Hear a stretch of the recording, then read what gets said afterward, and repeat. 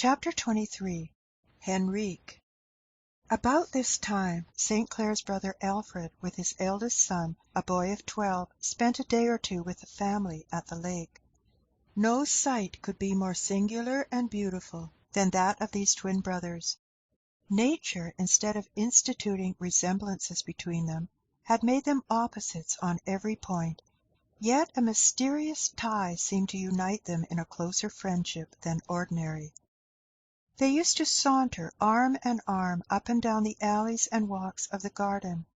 Augustine, with his blue eyes and golden hair, his ethereally flexible form and vivacious features, and Alfred, dark-eyed with haughty Roman profile, firmly knit limbs, and decided bearing. They were always abusing each other's opinions and practices, and yet never a whit the less absorbed in each other's society. In fact, the very contrariety seemed to unite them, like the attraction between opposite poles of the magnet.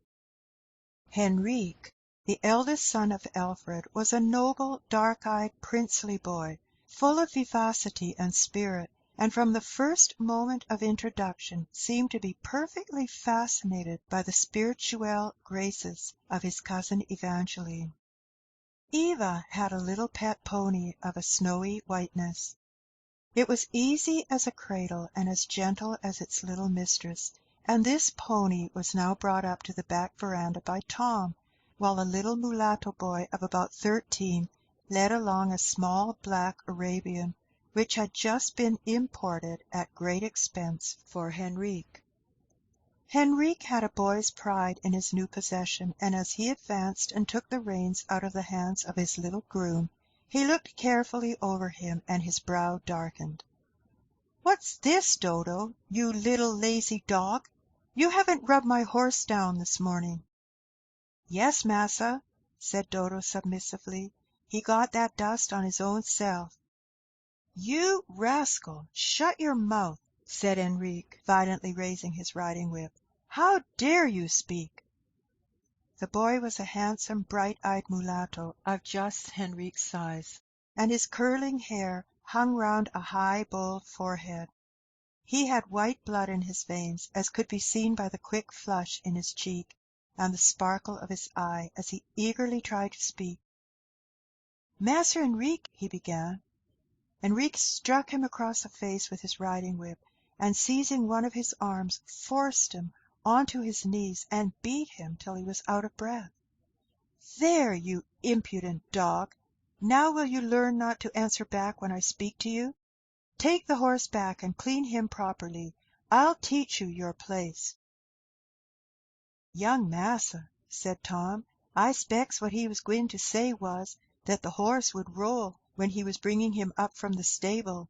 He's so full of spirits. That's the way he got that dirt on him. I looked to his cleaning." "You hold your tongue till you're asked to speak," said Henrique, turning on his heel, and walking up the steps to speak to Eva, who stood in her riding dress. "Dear cousin, I'm sorry this stupid fellow has kept you waiting," he said. "Let's sit down here on this seat till they come. What's the matter, cousin? You look sober." "How could you be so cruel and wicked to poor Dodo?" asked Eva. "Cruel? Wicked?" said the boy with unaffected surprise. "What do you mean, dear Eva?"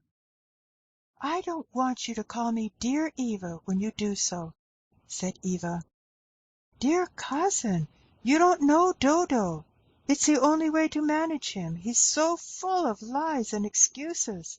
The only way is to put him down at once, not let him open his mouth. That's the way Papa manages." "But Uncle Tom said it was an accident, and he never tells what isn't true." "He's an uncommon old nigger, then," said Henrique. "Dodo will lie as fast as he can speak." "You frighten him into deceiving if you treat him so." "Why, Eva, you've really taken such a fancy to Dodo that I shall be jealous." "But you beat him, and he didn't deserve it." "Oh, well, it may go for some time when he does, and don't get it. A few cuts never come amiss with Dodo. He's a regular spirit, I can tell you, but I won't beat him again before you, if it troubles you." Eva was not satisfied, but found it in vain to try to make her handsome cousin understand her feelings. Dodo soon appeared with the horses. "Well, Dodo, you've done pretty well this time," said his young master, with a more gracious air. "Come now, and hold Miss Eva's horse while I put her on to the saddle." Dodo came and stood by Eva's pony. His face was troubled, his eyes looked as if he had been crying. Henrique, who valued himself on his gentlemanly adroitness in all matters of gallantry, soon had his fair cousin in the saddle, and gathering the reins, placed them in her hands. But Eva bent to the other side of the horse where Dodo was standing, and said, as he relinquished the reins, "That's a good boy, Dodo. Thank you." Dodo looked up in amazement into the sweet young face. The blood rushed to his cheeks, and the tears to his eyes. "Here, Dodo," said his master imperiously. Dodo sprang and held the horse while his master mounted. "There's a picayune for you to buy candy with, Dodo," said Henrique. "Go get some." And Henrique cantered down the walk after Eva. Dodo stood looking after the two children. One had given him money, and one had given him what he wanted far more, a kind word kindly spoken. Dodo had been only a few months away from his mother. His master had bought him at a slave warehouse for his handsome face, to be a match to the handsome pony, and he was now getting his breaking in at the hands of his young master. The scene of the beating had been witnessed by the two brothers St. Clair from another part of the garden. Augustine's cheek flushed, but he only observed with his usual sarcastic carelessness, "I suppose that's what we may call republican education, Alfred?" "Henrique is a devil of a fellow when his blood's up," said Alfred carelessly. "I suppose you consider this an instructive practice for him?" said Augustine dryly. "I couldn't help it if I didn't. Henrique is a regular little tempest. His mother and I have given him up long ago. But then that Dodo is a perfect sprite. No amount of whipping can hurt him." And this by way of teaching Henrique the first verse of a republican's catechism, "All men are born free and equal"? "Pooh!" said Alfred. "One of Tom Jefferson's pieces of French sentiment and humbug. It's perfectly ridiculous to have that going the rounds among us to this day." "I think it is," said St. Clair significantly. "Because," said Alfred, "we can see plainly enough that all men are not born free, nor born equal. They are born anything else. For my part, I think half this republican talk sheer humbug. It is the educated, the intelligent, the wealthy, the refined, who ought to have equal rights, and not the canaille." "If you can keep the canaille of that opinion," said Augustine. "They took their turn once in France." "Of course they must be kept down consistently, steadily, as I should," said Alfred, setting his foot hard down, as if he were standing on somebody. "It makes a terrible slip when they get up," said Augustine. "In St. Domingo, for instance." "Pooh!" said Alfred. "We'll take care of that in this country. We must set our feet against all this educating, elevating talk that is getting about now. The lower class must not be educated." "That is past praying for," said Augustine. "Educated they will be, and we have only to say how. Our system is educating them in barbarism and brutality.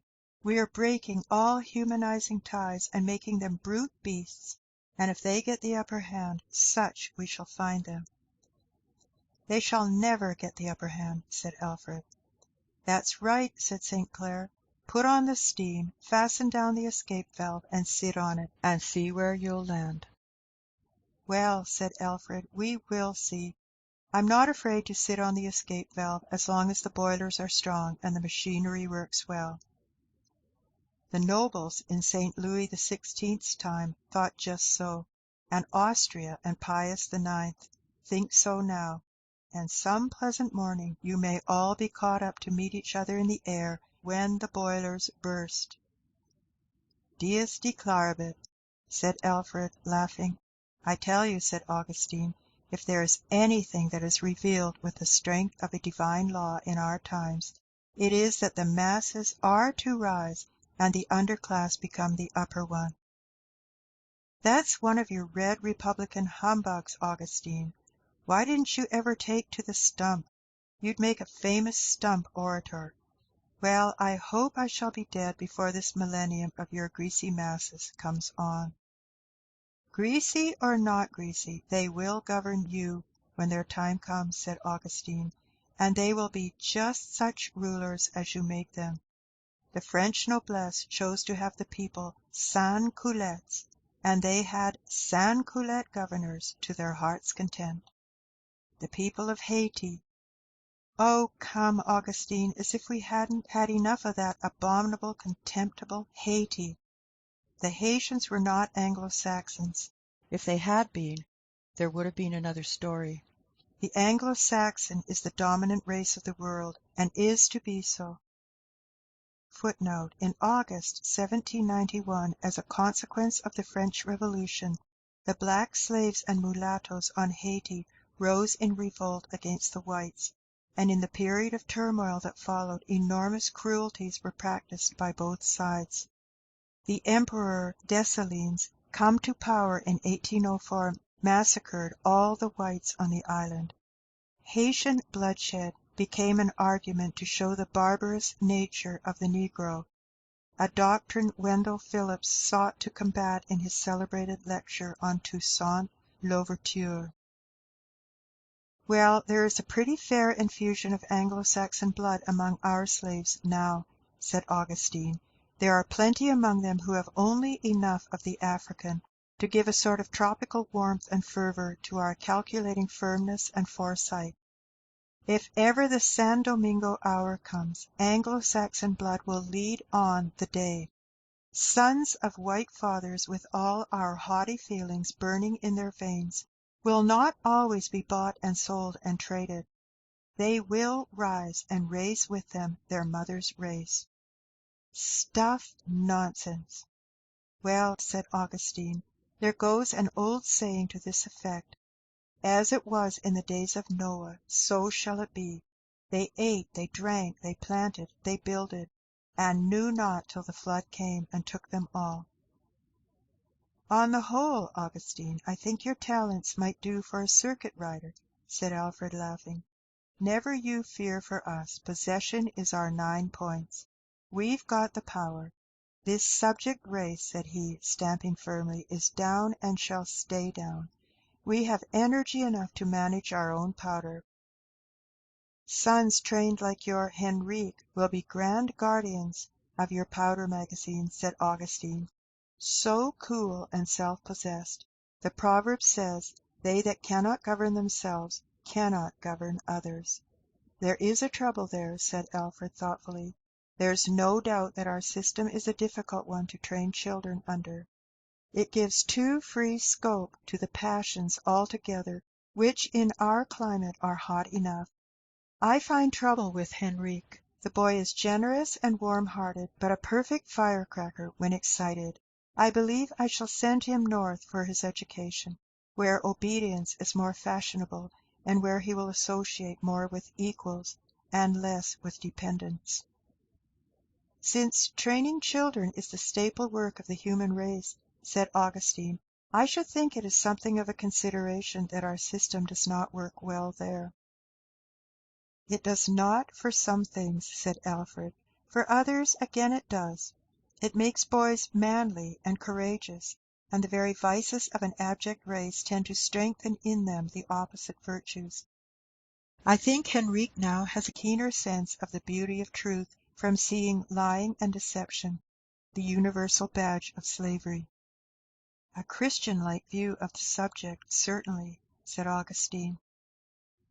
It's true, Christian-like or not, and is about as Christian-like as most other things in the world, said Alfred. That may be, said St. Clair. Well, there's no use in talking, Augustine. I believe we've been round and round this old track 500 times, more or less. What do you say to a game of backgammon? The two brothers ran up the veranda steps and were soon seated at a light bamboo stand with a backgammon board between them. As they were setting their men, Alfred said, "I tell you, Augustine, if I thought as you do, I should do something." "I dare say you would. You are one of the doing sort. But what?" "Why, elevate your own servants, for a specimen," said Alfred, with a half-scornful smile. "You might as well set Mount Etna on them flat, and tell them to stand up under it, as tell me to elevate my servants under all the superincumbent mass of society upon them. One man can do nothing against the whole action of a community. Education to do anything must be a state education, or there must be enough agreed in it to make a current." "You take the first throw," said Alfred, and the brothers were soon lost in the game, and heard no more till the scraping of horses' feet was heard under the veranda. "There come the children," said Augustine, rising. "Look here, Alf, did you ever see anything so beautiful?" And in truth it was a beautiful sight. Henrique, with his bold brow and dark glossy curls and glowing cheek, was laughing gaily as he bent towards his fair cousin as they came on. She was dressed in a blue riding dress with a cap of the same colour. Exercise had given a brilliant hue to her cheeks, and heightened the effect of her singularly transparent skin and golden hair. "Good heavens, what perfectly dazzling beauty!" said Alfred. "I tell you, Auguste, won't she make some hearts ache one of these days?" "She will, too truly. God knows I'm afraid so," said St. Clair in a tone of sudden bitterness, as he hurried down to take her off her horse. "Eva, darling, you're not much tired?" he said, as he clasped her in his arms. "No, papa," said the child, but her short, hard breathing alarmed her father. "How could you ride so fast, dear? You know it's bad for you." "I felt so well, papa, and liked it so much I forgot." St. Clair carried her in his arms into the parlour and laid her on the sofa. "Henrique, you must be careful of Eva," said he. "You mustn't ride fast with her." "I'll take her under my care," said Henrique, seating himself by the sofa and taking Eva's hand. Eva soon found herself much better. Her father and uncle resumed their game, and the children were left together. "Do you know, Eva, I'm sorry papa is only going to stay 2 days here, and then I shan't see you again for ever so long. If I stay with you, I'd try to be good and not be cross to Dodo, and so on. I don't mean to treat Dodo ill, but you know I've got such a quick temper. I'm not really bad to him, though. I give him a picayune now and then, and you see he dresses well. I think on the whole Dodo's pretty well off." "Would you think you were well off if there were not one creature in the world near you to love you?" Well, of course not."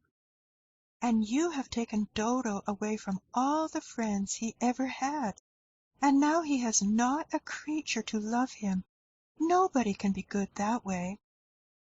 "Well, I can't help it, as I know of. I can't get his mother, and I can't love him myself, nor anybody else, as I know of." "Why can't you?" said Eva. "Love Dodo? Why, Eva, you wouldn't have me. I may like him well enough, but you don't love your servants." "I do, indeed." "How odd! Don't the Bible say we must love everybody?" "Oh, the Bible, to be sure, it says a great many such things, but then nobody ever thinks of doing them, you know, Eva. Nobody does."